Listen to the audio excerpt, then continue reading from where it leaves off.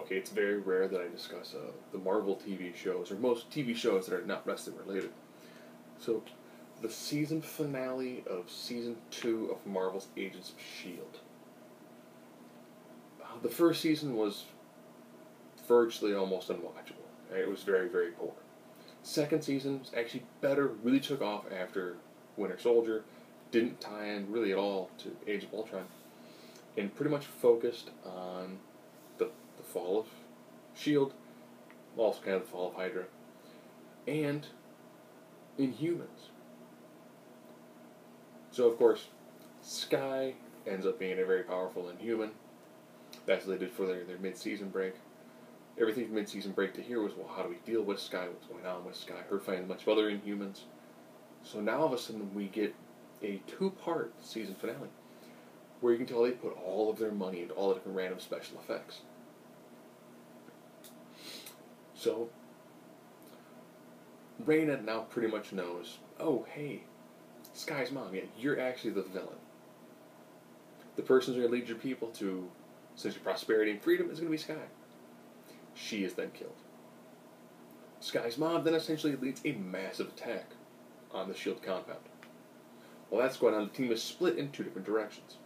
One portion of the team is going to take on Ward, trying to find Bobby, which they do in a way that you're watching it and you know exactly what's going to happen. You're like, oh no, they're going to kill. No, they're not going to kill Hunter. They're just not. Man, Bobby's chair is wiggling an awful lot. Well, she didn't take the bullet for Bob. She took the bullet. Bobby took the bullet. She probably survived, right? Because, S.H.I.E.L.D. has got, like, miracle serums everywhere. Okay. Remember when they took Skye's dad hostage?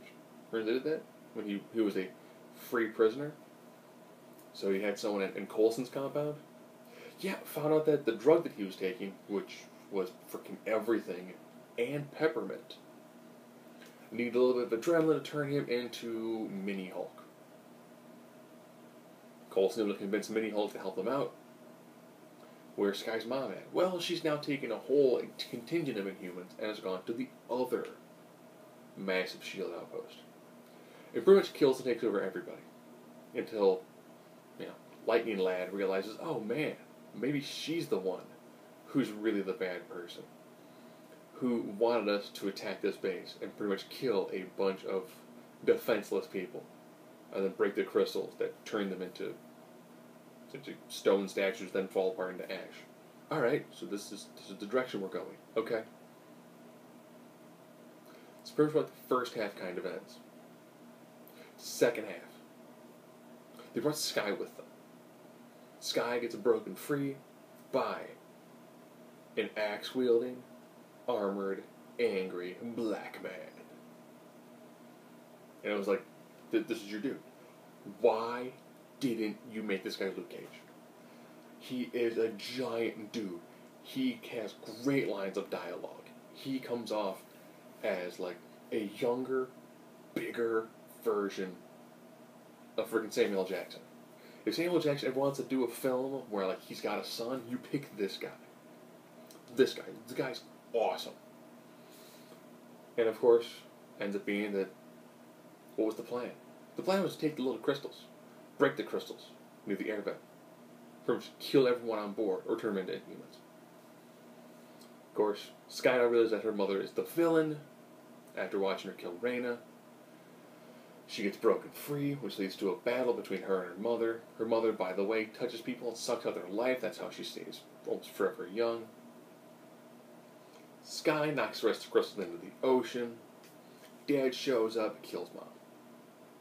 The Tahiti dad, and now he's running a veterinary clinic. Alright. Everyone gets the kind of stock, pseudo-happy endings. Except Coulson now has one arm. He's trying to grab a crystal to save everyone's life. Boy, the crystal's in the water. They're dissolving. So that's, of course, when they show fish, then fish can harvest to make fish oil pills.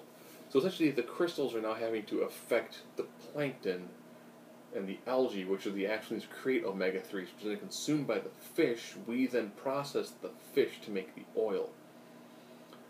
So I guess this is kind of their way of, You can't really Terran and mist the planet. So since it's kind of like a cheaper version of the Inhumans story arc, where it's going to allow them to have people who consume fish oil eventually, potentially, after a high enough level of exposure, begin to exhibit new powers.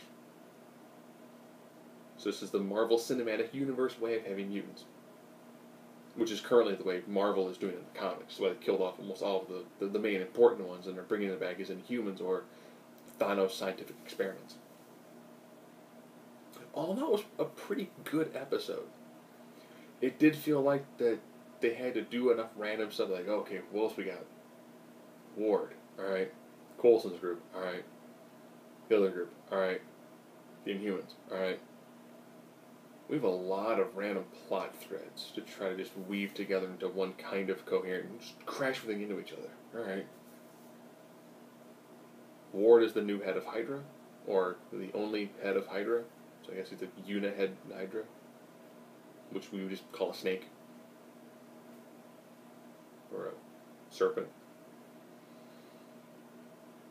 I remember in the first season, when a guy became kind of like the weird black blob.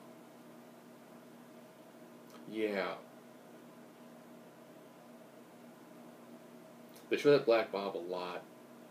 And I was like, we're getting too many happy endings. We need somebody, someone got saw by the black blob. Bye, Elizabeth Henstridge.